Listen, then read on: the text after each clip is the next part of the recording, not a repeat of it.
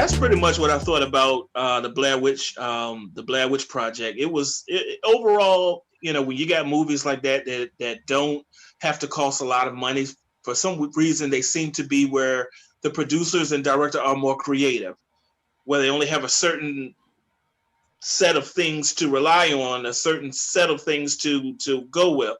And so then you have to figure out what's the best way to make this work. And those seem to be the ones that are the most effective.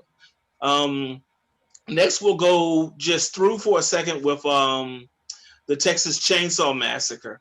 This was the one that introduced me into horror. And I believe I was out of the room. I was young, and I said this story. I told the story before, but I didn't have any business watching something like that. And my sister and her friends were in the room watching it with the door shut. And I came in just to be a brat and pick on them and do whatever I was going to do. And they had the lights off, and they're watching the movie. And it's night, like 10 o'clock or something. I should have been in bed asleep. I opened the door and got ready to call out to one of their names, and I looked. And Leatherface has a woman and lifts her up and hooks her body on the back of a hook, and she's dangling and all that stuff. And I backed out of the room. But the Texas Chainsaw Massacre, is on everyone's list as far as some of the most frightening images, some of the most visceral horror, some of the most. And then the crazy thing was, it didn't have any, blood or gore or anything like that at all. But let's go into Cloverfield. And another example of footage that is supposed to be found after some event has transpired. In this case, a creature that has come to, I guess, terrorize and to tear up the whole city and all. I believe his name was Clover. How did you all feel about the execution and the way that everything went as far as Cloverfield was concerned? What I remember is there was like a sense of claustrophobia in that movie, in that the monster is in and amongst the city and people trying to get away but not succeeding. And the monster is like pretty much right there, but it takes a long time for you to actually see the monster. So kind of like Godzilla in that way. Yes. But I thought that was pretty effective. I didn't like it a whole lot, but I thought it was, like I said, that sense of claustrophobia was very real to me. And I think it made it work even better. Peter, how did you feel? I thought the film was witty. Not seeing the monster for quite some time. I'm one of those type people where the camera, the handling of the camera thing kind of made me nauseous. Oh, okay. I guess it was kind of like the first person type, somewhat, Yeah. But I don't know if you guys knew this, but during I think the film's ending, if I'm not mistaken, there's a part in the movie where you see something fall into the ocean. If you pay attention to it. Yeah. Okay. Apparently, me being me, when it comes to movies and things that like of that nature and entertain me, when I'm not satisfied with maybe like the motive or something or how it ends, I kind of have to do research on it. You know what I mean? To like fulfill my need of closure, I guess. Yeah. I'm the same way.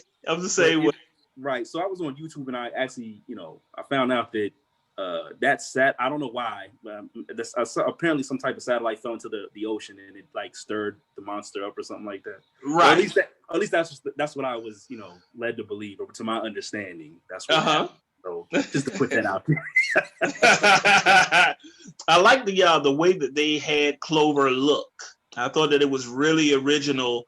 And you said, Kevin, about it was ingenious the way that they would position the camera through the city, so that sometimes you would catch a glimpse of it going past a building, and another one you would be standing right under the creature.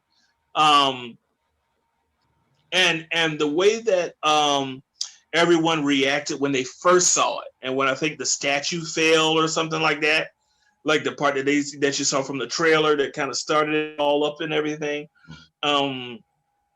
was something that was really that had me caught from the very second that I saw it. So I was like, I knew I had to get it, and then once it came out, I went on and bought it in the whole nine. to go into another subgenre, when animals attack. That's usually like your Jaws, your Cujo, Deep Blue Sea, Arachnophobia, Anaconda. Anyone want to jump off on any one of those when animals attack? I can definitely talk about Arachnophobia because yes. Oh man. Yeah, I mean, yes. I felt that was a movie that kind of gave me arachnophobia if I didn't have it already. I already had it. So anytime it's more than 2 spiders on the screen, I'm like, So especially the bigger ones, especially the big ones. So definitely identifying with, I think it was Jeff Bridges. Yes, definitely identifying with his character because he was scared of him too. So yeah, that had me tense throughout the movie. And then of course, so when he finally kills the big one at the end, of course I'm excited because finally this nightmare is over. For him and for me. So that movie scared me throughout the whole thing until it was over. That's what I'm like, you can give me ghosts, you can give me creatures, you can give me whatever. Give me one of them big water bugs that be coming in your kitchen or whatever. Give me bees, rats, mice, but spiders. Oh my gosh. What were you saying about it, Peter? I hate spiders, man. I really do. I hate spiders, man. Like the only one that don't freak me out is Daddy Long Legs, but because it's like so frail that it's like comical. But yeah, man, it's got to be arachnophobia. But really quickly, when I first saw Jaws, as a youngin'.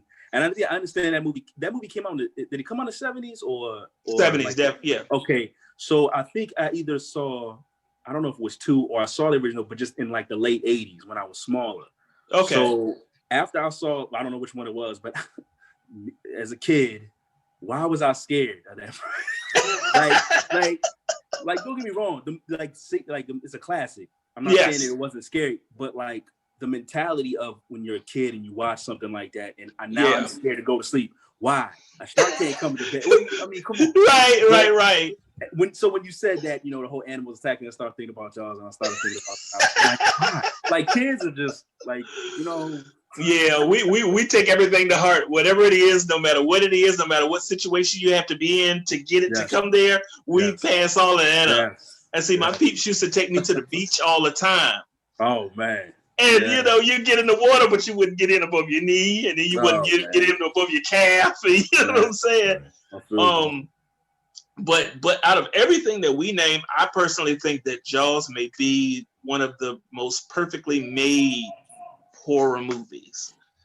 Then you got the fact with, I can't remember what the name of the shark that they nicknamed the shark, but it not performing like it was supposed to.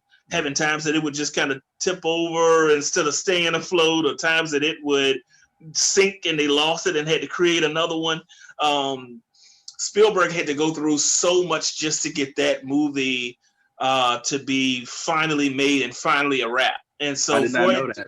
Yeah. I think it was called Bruce. I think the shark's nickname was Bruce, like in real life. And they're like, oh, Bruce isn't acting right again. Or, somebody go and get Bruce from the bottom of the ocean or whatever.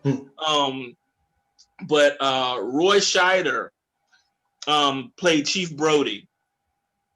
And I thought that he made you feel for him, because if I was in that position where you're in charge more or less of everything on that island, on Amity Island, it's going to raise an alarm when you know that there's a threat like that around, and you've got kids and you've got older, folks. You got anybody who has a chance of being, attacked by this shark. And so even when I was young, that gave me a great respect for great white sharks, and that led to my whole later down the line going into Sharknado and all that other stuff. Everything sharks, man. But how about Anaconda or Cujo or Deep Blue Sea is another shark one while we're on it. Anything for anyone out of those. for me, real quick, Cujo, with the dog having rabies was, and then as big as it was a Saint Bernard. You know what I mean? So I don't know how they got the dog, and I heard that they said there was more than one dog, and they just had them play different parts so that one dog wouldn't get tired out or whatever. You know, you teach them one thing and teach this one thing. I thought it was really good the way they took that Stephen King story and put that, you know, on the silver screen. But did either of you see Anaconda? I did see it. Okay. It's been a while. Mm-hmm. Yeah, I don't remember much about it. So it's been a long time, so I'd have to see it again. Okay, there you go. Yeah, yes. I remember the Ice Cube in it, but yeah. It was funny because it had a whole bunch of A-listers. Yeah. But even still, oh gosh, what's his name? Angelina Jolie's father. Well, John Voight. Mm-hmm. John Voight. Oh, yeah. He killed it. He stole it. He took it and ran with it. I just remember J-Lo in that movie. Oh yeah, J-Lo and gosh, what's the name of the other lady that I always thought that she looked like J-Lo? Gosh, I can't think of her name right now. But he was an actress in it. Yeah. It was two women that were on the journey or whatever. Oh man, I gotta watch it again. Yeah. I just can't think of her name. But okay, well let's go into what I'm sure everyone's waiting for, the slasher genre. This is your Friday the 13th, Halloween, Psycho. Maybe start from the oldest and go to the newest. What did we think about Psycho when you first finally get a chance to see Norman Bates on the screen? I think Psycho, I mean, it's Hitchcock. You know, it's Hitchcock. One of his probably best known films. Yes. Yeah. Yeah. It was good. The twist, although, well, in my mind there are multiple twists in that. You know, he's playing his mom. There's that. But then there's the whole misdirection about, I think, Marion Crane and, you know, the caper, the money that she steals. Yes. But her murder has nothing to do with the money at all. That's true. It's like, that's true. Whoa. I mean, that's it was random. That is random. That is severe misdirection. In a way that films today don't often do in a satisfying way. I feel like a lesser film would do that, and it would make you feel like you wasted your time. Yeah. So I don't know how famous the actress was who was doing that, but I'm sure I know there was a shock. Yes. Just her dying and it having nothing to do with her being a thief. Right. Just amazing for the time. Amazing when I saw it. Yeah, because it's almost like once she has carried you that far in the story, and she gets killed, now who do you follow? Right. Who do you trust? You know. And so anytime a movie can take the protagonist and snatch them out of it, it's like now your feet are just dangling. You don't know what to do next. Yep. So, you know, that was almost genius by Hitchcock. What did you feel about Psycho, Peter? I know you guys probably would like kill me for this, but I don't think I've ever watched the movie from beginning to end. Okay. I have not seen I haven't seen it in a very long time, as far as like the part that I came on or into at the time. But I do remember, you know, like Kev said, it's Hitchcock. So if for people out there that's looking at this and like he was before, you know, M. Night Shyamalan with the twists and all that. Oh, yes. So he definitely was like that cat, you know, to make. He was that dude. Yeah. Yes. Really think. I just from the film, I do remember Norman Bates, the performance, the character was. I do remember it was very, very sinister, man. He was crazy. Yes, it's the title. Right. But it was so funny because the way that he looked, he wasn't menacing. He wasn't, you know, big and brooding. He wasn't, you know, somebody that you would think that he was the most harmless person. Right. In the whole picture. Very mild-mannered cat. Right.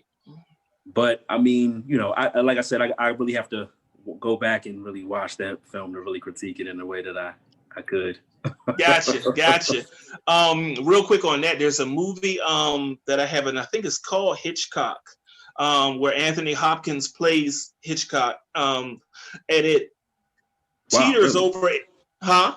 That's really right. Okay. Yeah, and it teeters over into when he was first coming up with the idea for Psycho, and it takes you all the way through the end of him filming it, and the way that his marriage was almost lost as a result of it. Wow. So if you all ever get a chance, check out that movie. I believe it's called just Hitchcock. I've got it somewhere in the library or whatever. But Psycho, I'm sure in one way or another gave rights to John Carpenter coming out with Halloween. And told the story of Michael Myers, who killed, unlike Rob Zombie put, for no reason.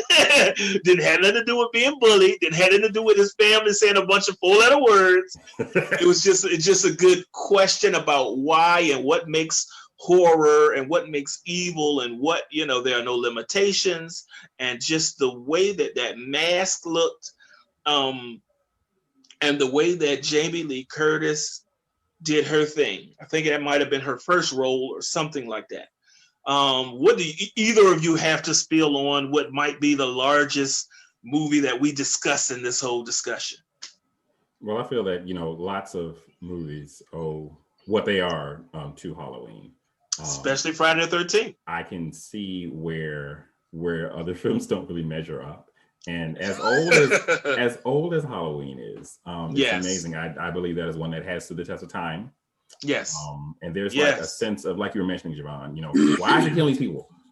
There is a sense of mystery that is never resolved. Right. Which I think adds to the unsettling atmosphere. And I think that adds to the fear, because it's one of those things. And it happens in so many of these movies where it's a killer killing a whole bunch of people. You ask why. It is never answered. That's right. That's just how it rolls. Yes, and it had nothing to do with no sister or that came later. And even down the line, they started to pick apart the strings at that. Like, is that really what we want to tell? Let it be more random than I'm gonna go down my bloodline and get everybody who. It doesn't even require all of that, explanation. Yeah, it's just for some movies. For some movies, if you don't explain everything, it works better. I mean, some things are poorly presented, and you have to explain everything, but not with this one. Yeah. What'd you feel, Peter? Yeah, man. I mean, come on, man. Who's more iconic than Michael Myers, man? And, when you see that jumpsuit, you know what I mean, and that mask. my man rocking the janitor Jane. Oh, he ain't fixing no cars and nothing. Right. No, he getting it in. That's right. That's right. I mean, come on, Michael Myers, man. It's probably, I don't know. Like I said, it's the most iconic. In my opinion, probably character, and it's synonymous with like horror and Halloween. Yes. So yeah, we don't really know the motive behind it. Don't even need it. Yeah, Cat's escaped from a mental institution. He's on the loose. So yes. But let me ask you this though about it. Do you guys feel? I mean, how many times have they tried to kill Michael Myers in the movie? Like at least one or two per movie. Yeah, right. Mm-hmm. Do you think I'm probably getting ahead of myself? I don't know, man. Sometimes with that, I was going to say maybe maybe it's some supernatural type to him or something. I don't know. I believe it starts to be the same thing that happened with Jason around the time of Jason Lives, where he got electrocuted and just became something other. And I think that also makes the first one or two of both of those series that much more appreciated, because even though it was something about them that was evil or whatever it was, they still weren't monsters yet. Yeah. So when they got shot, even though they might take a bit before they go back, they would still go down. Yeah. Then they would explain the getting back up, just, evil. You can't, like Loomis shooting him and him falling over, landing on the ground. And then you look at his print, looks like a 400-pound man fell. And yet he's gone, Gone. Yes. Yeah. So I think it's always good if you don't say that this thing is a creature or this thing is a zombie or whatever, to have it at least start off being something that we can grasp as far as physics and things like that. And then later on, if you want to make it just all out, then you can do that. But at least let it have some basis that you can identify with. Right. Then you had, and I'm glad that they gave it to us, you had Dr. Loomis, who in a lot of ways was just as crazy, if not crazier, than Michael. He's evil!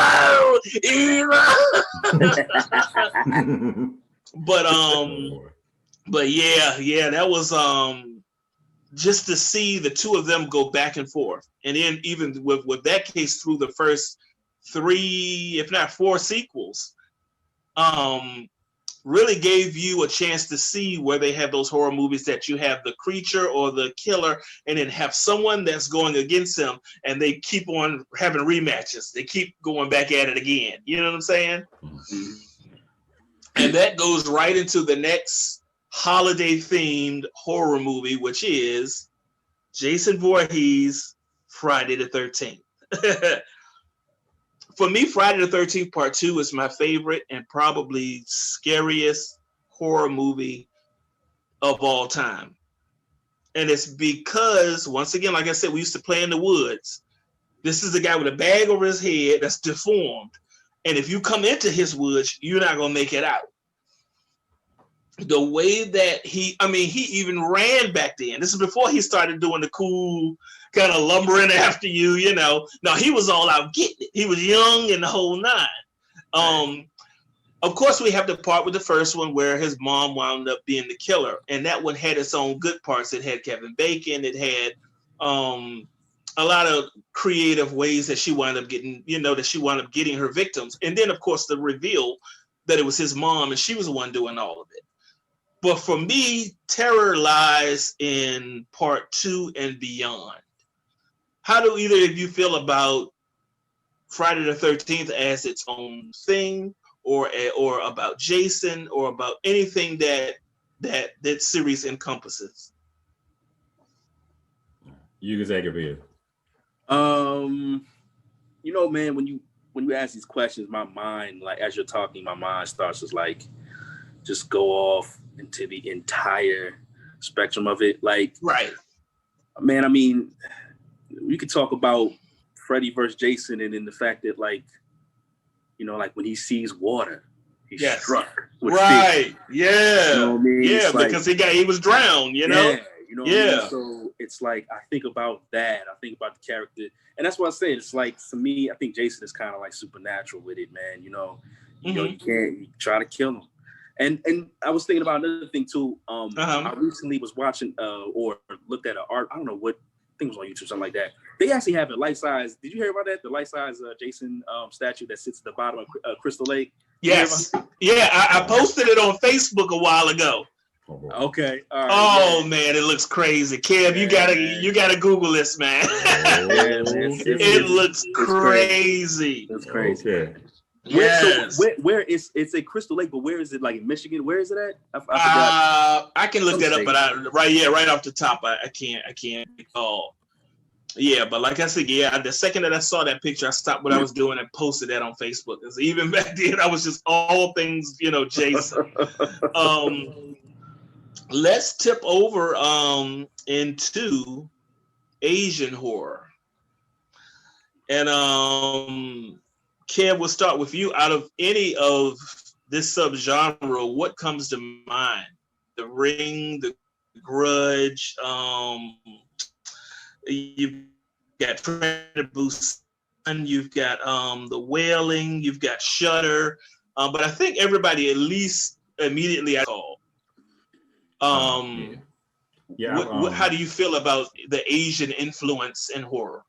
I've seen The Ring. I've seen Shudder. And so what I would say is the tone that I've noticed in some of the Asian horror films is so different from the American style, where American style is going to be generally like, in your face, throwing things at your face, shocking you, startling you, and then also adding lots and lots of gore. Some of the Asian horror films that I've seen aren't always about that. They're more like, a mood that builds up slowly. Yes. And then, eventually, takes over. So that dread thing, it's more a focus on dread, on, I would say, maybe creepiness, but even in some of them, it's not even just creepy. It's like a level above creepy. It's not about throwing something at you so that you have a physical reaction instead of a mental one. It's more like a mental reaction, and it's stuff that I think leaves you unsettled, especially with something like Shudder, where you find out that the reason that the dude gained 40 extra pounds and he's bent over because his girlfriend's ghost is riding piggyback. It's like, oh my god! But you can only see that in the back of a mirror or something. Right? It's like, ooh, it's deep. Did you see that one, Peter? I did not see that one. But okay. It's okay. I thought Shudder was actually. Oh man, is that the newer one? Yeah, that was remade. It was remade with like the American remake. I think it had Joshua Jackson in it. Yes. Yeah. Yeah. I mean, it was definitely. I think it was the 2000s. Yeah. It might have been around 2010, maybe a little bit before. Okay, because I think a recent, not that one. See, I'm getting confused. I think a recent horror movie came out. It was based off of. Is it the remake of The Grudge? Is it the new? Oh no. Yeah. It was a remake of another movie, but no, The Grudge recently had a remake to the Grudge series. Yeah. Okay, that's what it was. Yeah. Okay. All right. Okay. How did you? But while we're on it, did you see any of the Grudge films? I saw the Grudge parody. So I can't. Oh really? I mean, the whole. I don't think the Grudge. I would have. I don't know. I don't think. Yeah. I don't know. Yeah. I'm past that. This is my problem with a lot of horror movies. They're just not scary to me. Like I hope I can get something like that much scary for me, and I'll like run with it. Yeah. Like certain things. A lot of movies now predict because there's no music. You know what I mean? Remember we were talking about that recent, Kev. Yeah, exactly. You know what I mean? So the different tropes. It's predictable, and then they're comical to me. Yeah, it's probably just my personality. That's what it is. I just can't get over myself, but it is what it is. For me, it was like real quick with The Ring. I saw it in the theater. I went by myself. I've gone to see a lot of horror by myself because the people around or whoever were like, no, that ain't my type of thing. And I'm like, well, good, I'm gone. More for me. Right, exactly. With The Ring, the biggest thing that got me was there's this videotape that if you watch it, you will be killed in 7 days. Why are you all showing the audience, showing me the video? Why have you now played it in its entirety to me? And now I've seen it. So now me in the audience, I'm thinking, even though, and I'm older when I see this, and I'm like, oh man, we watched it. What is going on? Why did you show it to us? And then what followed was them having to try to pass it around, much in the same way that later on down the line, It Follows would wind up doing, where there's this horror and the way to get rid of it is you're going to have to show it to someone, or you're going to have to do something to pass it on to them. Mm-hmm. So I never saw Ringu, but I bet that it was, if The Ring was as good as it was, the fact that they made a sequel, I bet Ringu was really, really, really effective. Anything, since you said vampires or Dracula, anything in that genre that you would think to touch on? The Lost Boys, Interview with a Vampire. We got Blade, Yeah, I just saw Blade today again. Which Blade 3 was horrible, by the way. It was. Yeah, he checked out of it by then. Yeah. West had checked out by then. Yeah. But but the fact that Guillermo del Toro did the second one. You know what, man? If we got time, I can get into it real quick. Blade, the first Blade, what is his name? Arrington, the director, he nailed it. He absolutely nailed it. Yeah.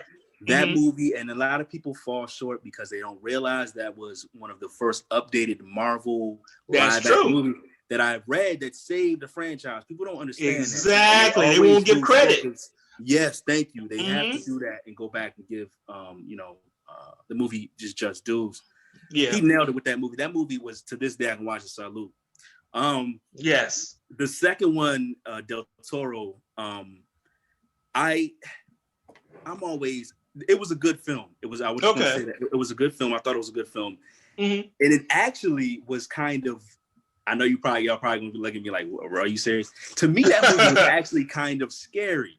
Yeah, definitely. The Reapers in it. You know, if you guys are on, I'm sure you guys have seen The Strain, right? Yeah. Okay, so that was pretty much the visual, from a visual aspect, of pre-Strain, because it was directed by Guillermo, and he did the. That's right. He wrote the books to The Strain, right? Yes. So that was pretty much his visual aspect of what those the vampires would look like in Strain. But to me, that movie, the sequel, was actually scary. As far as vampires, because the Reapers, which I thought he did a great job.